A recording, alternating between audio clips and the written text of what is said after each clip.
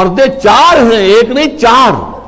پہلا پردہ جو ایک پورے کرٹن کی طرح گویا کہ ہمارے پورے معاشرے کے اندر تنا ہوا ہے، وہ سیگریگیشن آف سیکسز، عورتوں اور مردوں کو علیحدہ کرو، مخلوط معاشرت نہ ہو۔ دعوت ولیمہ ہو رہی ہے تو ایک طرف عورتیں ہیں دوسری طرف مرد ہیں، مخلوط نہیں۔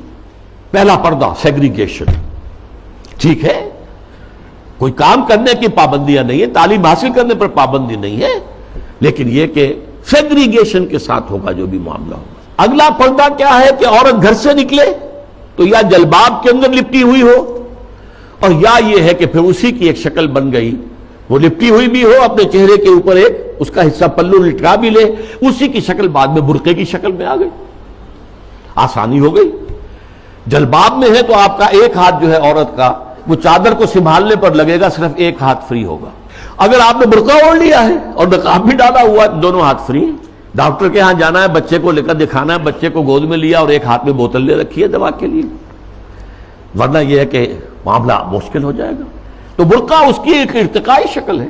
تیسرا پردہ چار دیواری، گھر کے اندر صرف محرم داخل ہوگا، نہ محرم نہیں جائے گا، چاہے وہ آپ کا داماد ہے، لیکن داماد کی محرم صرف اس کی بیوی ہے، آپ کی ایک بیٹی ہے، دوسری بیٹیاں اس کی محرم نہیں ہے۔ ساس محرم ہے اور آپ کی بیوی آپ کی محرم ہے، وہ اگر آئی ہوئی ہے اپنے میکے میں ٹھیک ہے، لیکن یہ کہ اندر جو دوسری لڑکیاں ہیں وہ نامحرم ہیں، سالیاں جو ہیں وہ تمہاری محرم نہیں ہیں۔ یہ تیسرا پردہ ہے۔